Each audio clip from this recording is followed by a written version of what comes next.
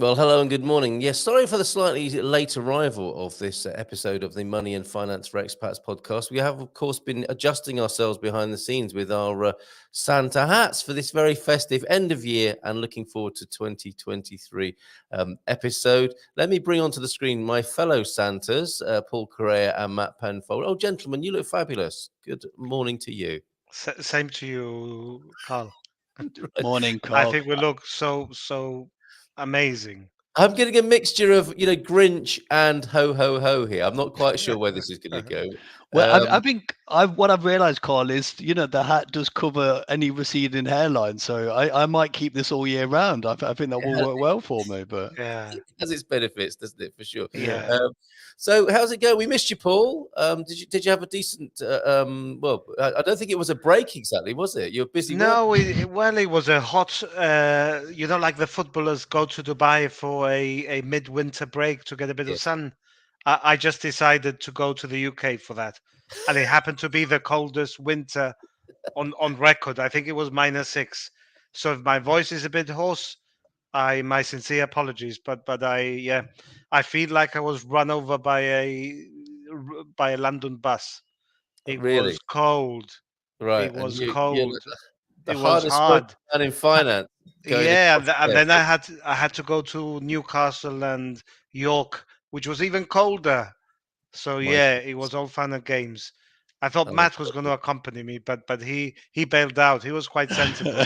He's got friends in the UK and gave him the weather pattern for the he, for the next few weeks, and he was very sensible. yes. No, you're okay, Paul. You've got it covered there. Yes. I'll see you when you get back. Nice one, Matt. How have you been this week? yeah, good.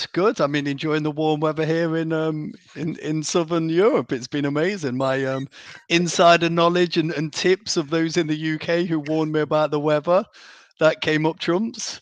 So yeah, I mean, it's Okay. of course Brilliant. it's lovely to have Paul back. So I'm Yeah, I'm that's what I'm you meant more to say. happy because exactly that's Excellent. exactly Excellent what I stuff. meant. Yeah.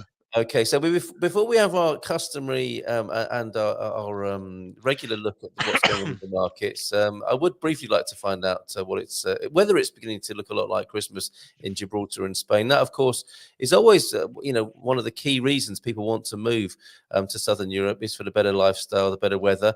How is Christmas in Gibraltar, Paul? Is it well celebrated? Is it looking lovely and twinkly now? It's always very well celebrated. I think it's been raining, so that sours things a bit. But no, generally, I think pretty much the same as in Portugal, Spain, and all the Mediterranean countries. I think they take Christmas very seriously and they go out and they celebrate. But Yeah. I think it'll be still a week to go before things go take off. But no, yeah. And same for eh, you, Matt. It's beginning to feel very festive in Spain, I suspect. I think we're getting there. The lights are up, and where I live, they always go a little bit over the top there. I always find in Spain it's extended as well because in the UK you have Santa Claus, us free, Yeah. but they also had the free. They really had the three kings here in Spain. But Ah, Santa or Papa Noel is I don't know who decided it, but now it's two lots of presents for the kids. So is that right? yeah. Well, I mean, some stick to one, stick to the other because I guess I'm a hybrid family, so we have to do both. Right. Um, but no, I mean it's nice and I think as an expat when I first moved to Spain, having Christmas and you get this nice weather, it's a bit unusual. But for me, it's Yes. incredible being able to go to the beach or going for a walk outside on Christmas Day without experiencing that weather that Paul had last week is incredible. Yeah. Superb. Okay. So if you need to convince your kids, double presents at Christmas time in Spain as Yeah. well. I think there's a lot of good reasons to be moving towards Southern Europe then, as you're documenting there. Are the markets festive and full of good cheer at the moment? Can we have a little bit of an update, please? Let's start with you, Paul, on that. no, I think the markets are still very volatile, Right. which is to be expected because there's a lot of uncertainty in the market. Um, Federal Reserve increased rates by 50 basis points last week, followed by, I think, the Bank of England and perhaps the ECB as well had another Yeah. rate increase. So higher interest rates are never well received by markets because they mean a higher cost of capital for investment. Um, so no, the markets remain jittery. There's a lot of uncertainty going into 2023. Goldman Sachs, I think, announced only last week that they were shedding 8% of their workforce Really? because they can foresee a weakening economic outlook. I think if you look at the Purchasing Managers Index (PMI), I think for future shows, when we're more prepared in 2023, we'll try and bring in some graphs that we can share with the audience so they can Right. see, because visually they can see what we're referring to. But the Purchasing Managers Index, which, if the figure is over 50, it shows the economy is in expansion mode. If the number comes below 50, it's in contraction mode. PMI figures are all coming in contraction. The yield curve is downward sloping, so the market is pricing in a recession. The economy is inevitably slowing down, but by the weight of higher rate increases. I think it's been the most aggressive rate hike in a 12-month period ever in history, at least in the US, because it's gone up 425 basis points in the space of since February, in what, 11 months. And that's quite the financial conditions are very, very restrictive, with further rate increases penciled in for the first half of 2023. So Wow. yeah, market's very jittery. um I think that is not going to change. I think there's a glimmer of hope because the language of the Federal Reserve has changed, and they there's yeah. If you analyze the press release and the statements they make to the market, there's a hint there that they might pivot into rate cuts in 2024. And certainly the highest rate the Fed can go is arguably around 5%. That's pushing it. So there's a further couple of rate increases in the US, but no more. So a lot of uncertainty, a lot of concern, but at the same time, the market is hoping that we're seeing the end of the rate hike cycle, and that they will have to provide a more looser monetary policy either in the second half of 2023 or possibly the beginning of 24. And because markets are always forward looking, potentially come the summer of 2023, markets are already anticipating rate cuts and a So more this, yeah. favorable economic environment. But I think, brace yourself for a lot of volatility, and US markets in particular. I think they'll go further, they'll go lower. Okay. So with the bracing must come some strategy as well. What are you suggesting? What's your approach? No, we've been very consistent in our messaging. We've said that the markets are going to be very volatile. We said it for 3 years. Admittedly, we were probably too ahead of the curve, and yeah, even though there was a lot of liquidity pumped into the market, printing of money, which was very positive for the markets, we took a very cautious approach at the time, which okay hasn't paid off. But our positioning remains pretty much the same. A lot in precious metals, a lot in commodities, infrastructure, value, all the asset classes that should hold value or do well in a recessionary environment.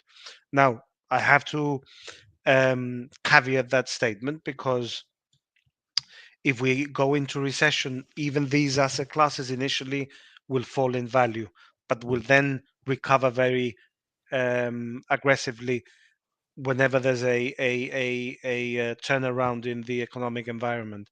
So we are positioned for an inflationary and a recessionary environment, and there's nothing that has changed our viewpoint on that. Okay. All right. Matt, do you want to add anything to that? No, I mean, I think Paul's summarised it very well. and our message doesn't kind of deviate from what we said before. Otherwise, our message wouldn't be consistent. And I think one of the key things in this, and especially based on a lot of what Paul shared with us at the moment, in these markets, patience is key.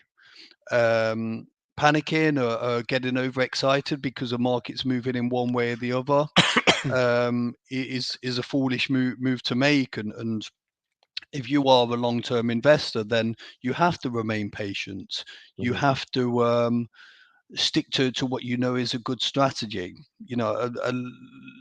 People may come to us and say, well, you're talking about a potential recession or a fall in assets.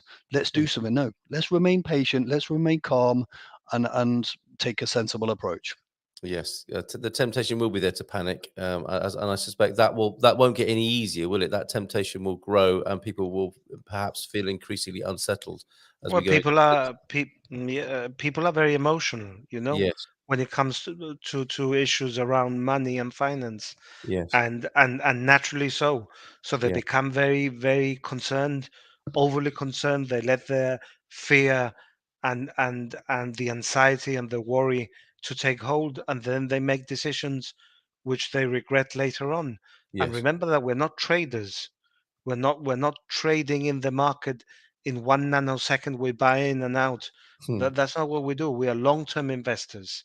yes, And when you're a long-term investor, you have to ignore noise in the market and look at the longer term direction yeah, rather than the shorter term. We're already preempting further declines in stock markets. We're saying it openly. We're also saying that even the assets that we're buying, if there's a recession, will go down initially because uh-huh, that's how they always react. But you can't look at the short-term movement. You have to keep the long the long game in mind. yes, That is vital. yes. It's like playing a football game and going 2-0 down and then giving up, right? Because the game can change at the drop of a hat. We saw it yesterday in the final, Funny you right? should mention that. Yes, yeah, It just shows that things can change very quickly. And I yeah, always use the analogy of first half and the second half. hmm, And this one has been so protracted because of COVID. Arguably, there's extra time and penalties, yeah? And we very have to good. hold fire. We just have to be calm. I wasn't expecting that metaphor, but that's fantastic. Very helpful. So, yeah, in these markets, patience is key. I've got a little bit of feedback coming in and a question. All this talk of purchasing managers, indices, yield curves. This wag saying you may as well be speaking in Portuguese for me. Now, how much financial savviness, as in terms of understanding the intricacies of the markets and how they work, do you expect from your clients? No, Or that can you just take care of this for people? Because that's what some people are wanting to hear, right? Yeah, of course, we take care for people. We're Yeah. just we're giving anecdotal evidence, or we're providing evidence of why we are taking a position in the market. We are Yes. saying, look, on the weight of evidence based on the economic data that is coming through. Yes. Yeah, Purchasing Managers Index is basically tells us whether the economy is growing or declining. Yes. And the weight of evidence from that data suggests that all advanced economies are in contraction mode. Yes. They're entering into recessionary phase. I Yeah. don't expect clients to understand that, but I Okay. think we need to explain it to them in the Yes. same way that the invert yielding curve. Hmm. We don't expect clients to understand it, but normally yield curves are upward sloping. Yes. When they are downward sloping, they suggest that the market is pricing in lower rates in the longer term Yeah. because the economy is slowing down so quickly that they need to stimulate growth. Yes. And we have inverted yield curves right now in the US. So every time there's an inverted yield curve in the US, historically, there's been a recession, and the markets have a lot of data to hand, and they're quite good in or much better than the Federal Reserve or anyone else to determine whether the market is entering a recession or not.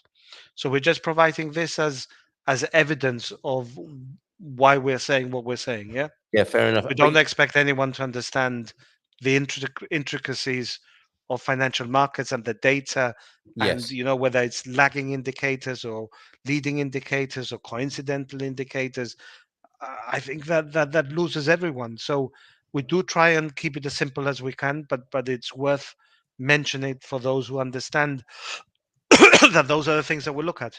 Fair enough. And I think, Matt, you've used a medical metaphor before, haven't you? When you go to the doctor, you're not understanding everything they're understanding, but people can pick their point, can't they, of how much they want to know, or just like, okay, doc, you just get on with what you need to get on with. That's a fair metaphor in wealth management as well, right? If somebody doesn't want you to Yeah. just take care of it, you can take care of it. No, exactly, and we're not here to, especially for our clients, overcomplicate things. We're very against kind of these internal jargon that maybe companies may use that, and their intention maybe to kind of confuse and muddle. That's really the opposite of what we want to do. We are anti-jargon. Yes. We want to explain, look, this is our opinion, and then we've got the data to back it up. And Yeah. some people like that, and some people, we occasionally will be kind of releasing that kind of data to our clients, and we get the feedback and say, yeah, I want more of this. And then you get the other people who say, look, I don't understand this, but thank you for the overall message comes with that. So I Perfect. think it's a case of giving something for everyone. But you're right, we're the experts here. We're the ones who want to give the advice on the assets and guide people through that process. We don't expect the majority of people to be kind of understanding those terms, or expecting them to take that information and come to a conclusion. Very good. Okay, so Matt, you and I last week talked about financial resolutions effectively, didn't we? And we're going to deepen that conversation looking forward to 2023, how you can help people with their plans, perhaps to move to the Iberian Peninsula, and certainly to one of the key messages last week was like, don't avoid it. Like not looking is not good.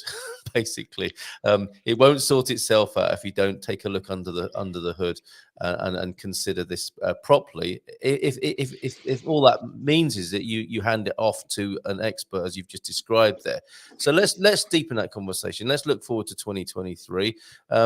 What are you suggesting to people? What's your approach for 2023 when it comes to relocation, to the tax planning, to the wealth management?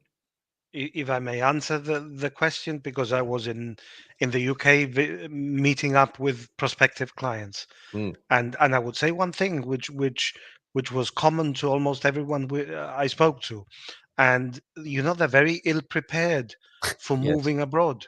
It is shocking, frankly, and we're talking about uh, prospects, clients, potential clients of the firm with significant, substantial assets, Yeah. and they have absolutely no understanding of their tax liabilities as they exit, of how to mitigate tax on exit, let alone arriving in your new country of residence. Why It is is a that, Paul? Why would it, such it is intelligent people be so badly prepared? it is a common theme across almost everyone I met up with, and then they try, and I heard it twice.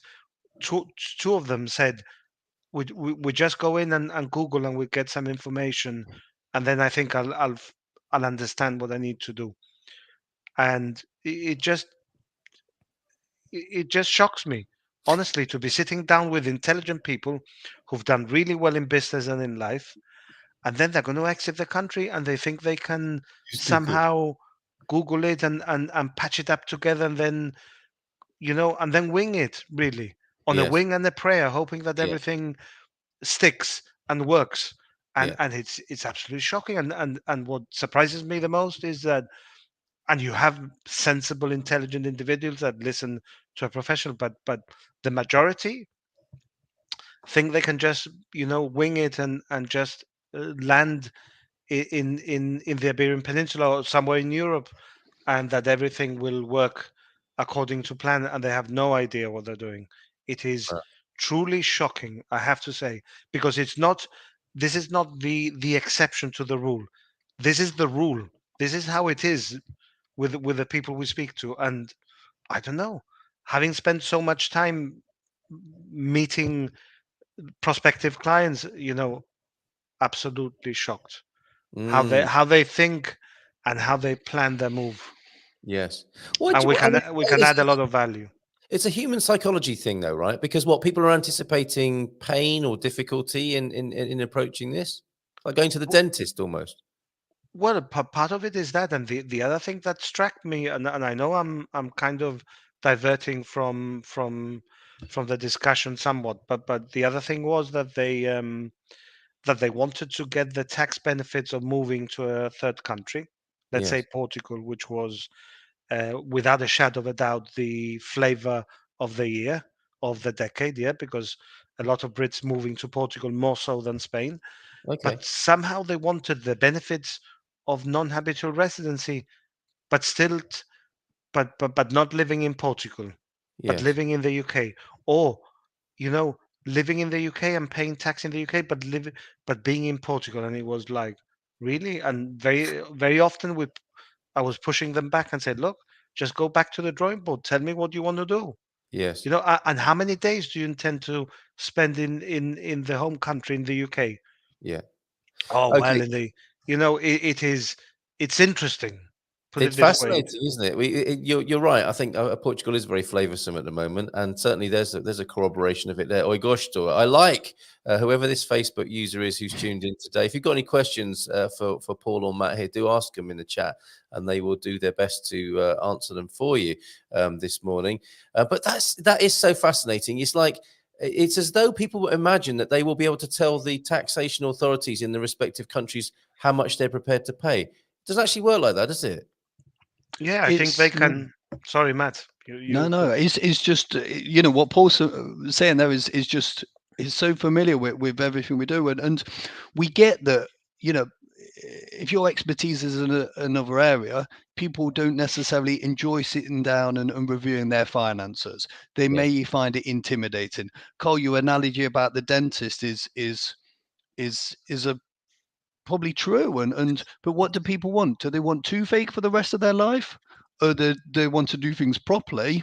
And Yes. actually, you can save money. I think I might have said this last week. It's not only that you need to do things right because you have to do it. It's not Yeah. a choice. You have to do it, but you're also missing out on all these benefits. So so you can have a win-win. Instead, you're giving yourself a kind of lose-lose. Yes. So we understand, we all like familiarity. We don't like what changes much, but it's a great opportunity. It's not people are focusing on the pain, but you engage with someone like ourselves who can help you in that regard. Wow, why wouldn't you? Yeah. Yeah. Fascinating. So that there's quite a lot of downside there, and what people can expect. That you don't really have a choice. You've got to file as the country of your choice requires you to do so, and you don't get to pick and choose which regimes you want to be part of. They get the last word. So some of those benefits, then, what sort of upside is there if people are prepared to make the trip to the dentist metaphorically? What benefits can they expect to enjoy as a matter of opening up in this way? well, a couple, in fact.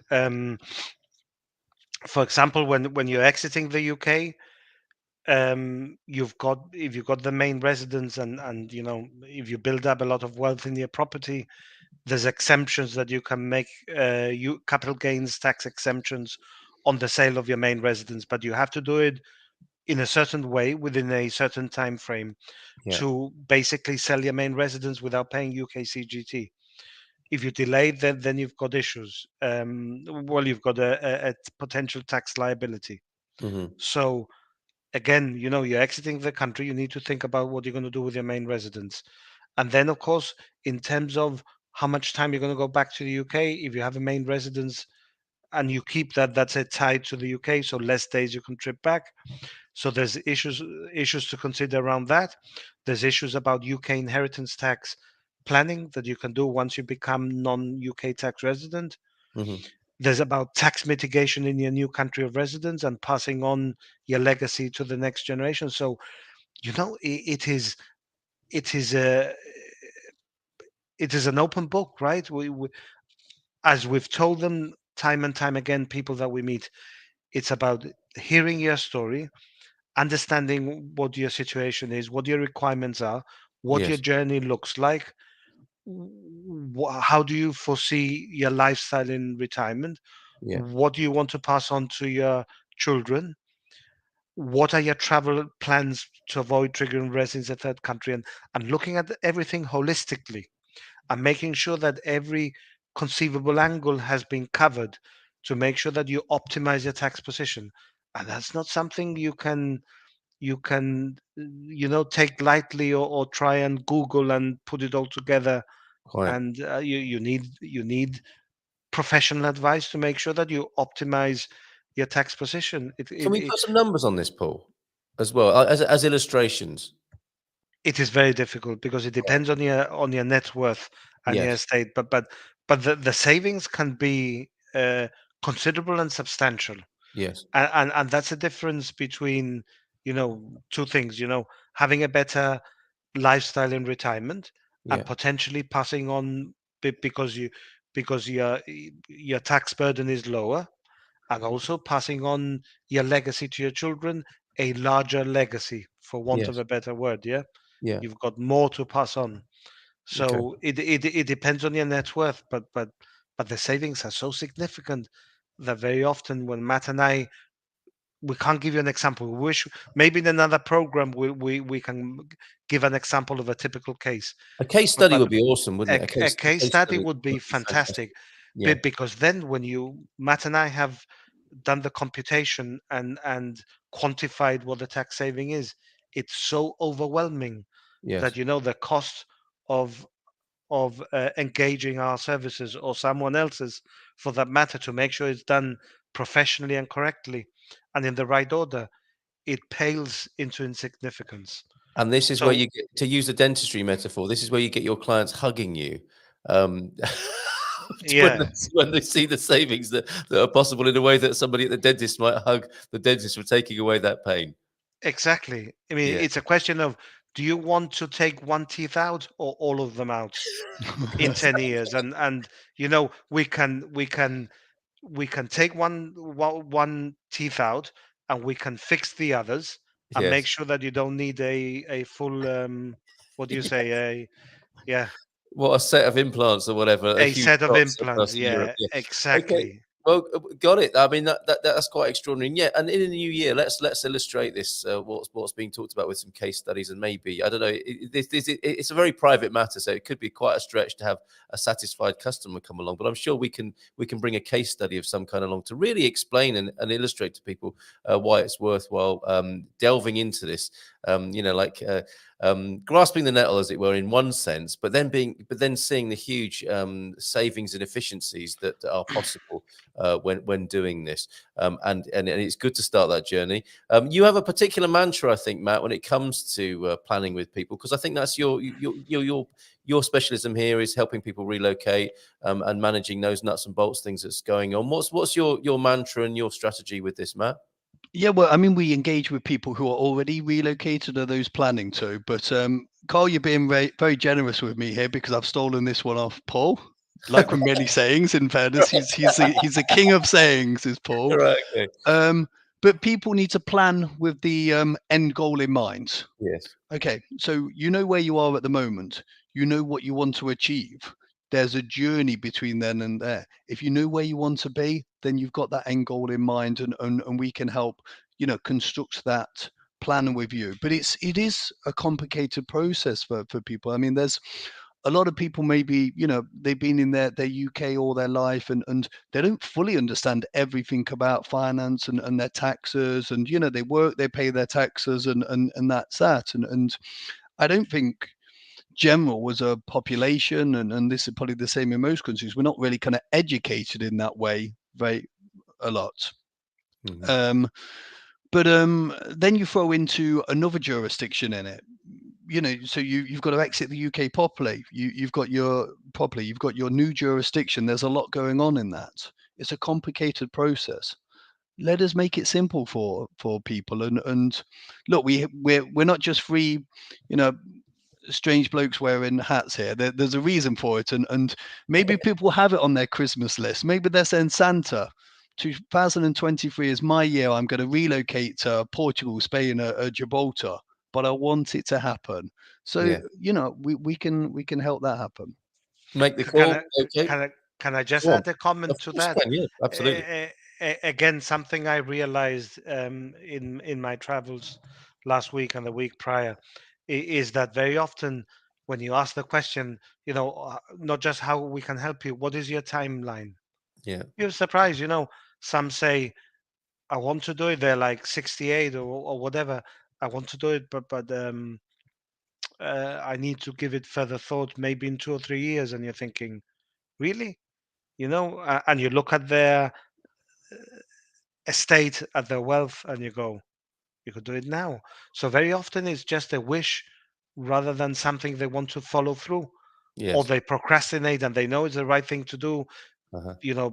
better quality of life, better weather, and so on. But they are hesitant to jump ship and go into the unknown. So it's something that they want to do, but but they're not really fully committed to the move. Yeah, Yes. and you see that time and time again. Oh, in 2 or 3 years, yeah, I need to do this. I need to speak to my spouse. So they haven't really. They're not mentally there yet to make the move.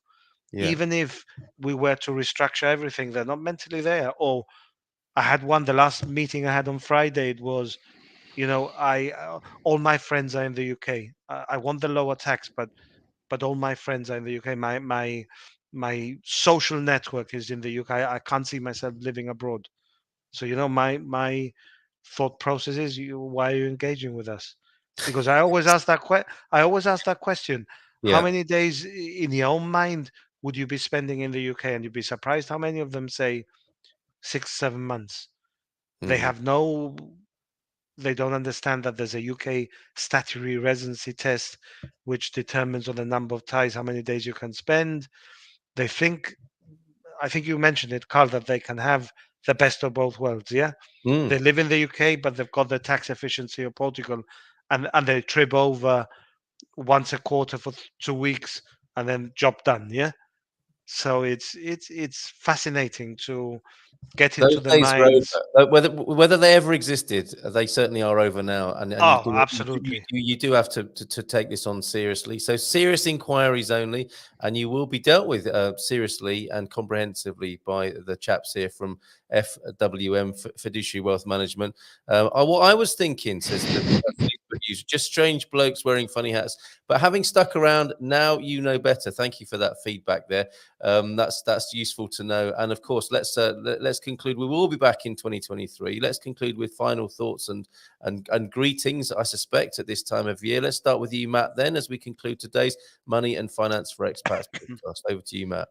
Yeah, no, I think if we're referring to the podcast in particular, we welcome any questions or comments, either live or on YouTube. If there's any content that people want us to cover, challenges, we're more than happy to do that. But no, we're looking forward to the new year and help people realize their dreams. We talk about the procrastination and the one thing I have when I talk to kind of expats is, what is your main regret?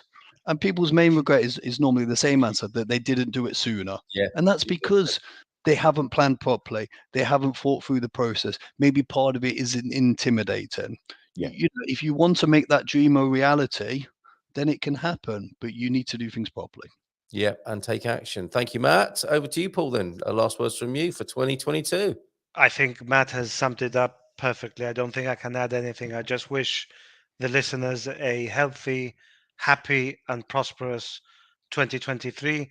I look forward to our weekly podcast because I think we're going to make it even more exciting in the new year and add more value. And to those who subscribe to the channel, I honestly, genuinely believe that we can add considerable value, and I hope we can grow this podcast primarily in the Iberian Peninsula, but throughout Europe. Why not? And it's going to be a spicy I one. think we're here to serve the British expatriate community, and that's where we can add value. And I sincerely hope that we can scale this up throughout 2023. So when Fantastic. we have our hats on again in December 23, we have not you know 20x more subscribers than we have now. Yes, absolutely. So do get. I mean, I love that challenge from Matt there. Try these guys out. Come back in the new year, and it's going to. I mean, the context is very exciting as well, isn't it? It's going to be a spicy year. It's a very interesting time for Europe. It's going to be a fascinating decade ahead, I think, globally and certainly in Europe and for the Iberian Peninsula. You need some. You need a good team on your side, and you've got them here for Fiduciary Wealth Management. And another saying to add to your treasury, Paul, perhaps learning is not free. You have to pay attention. And I would suggest people pay attention at the end here on our outro for the details for your company, Fiduciary Wealth Management. They will be on the screen now. And I wish you both a very happy Christmas. Thank you for being here and providing this service to people. And look forward to seeing you again in the new year. A very good Christmas. Happy New Year to you both. Thank Happy you, New too, Year, Carl, Carl. and All the to very everyone best. watching. All right. Bye for now. And we'll see you Bye-bye. next year.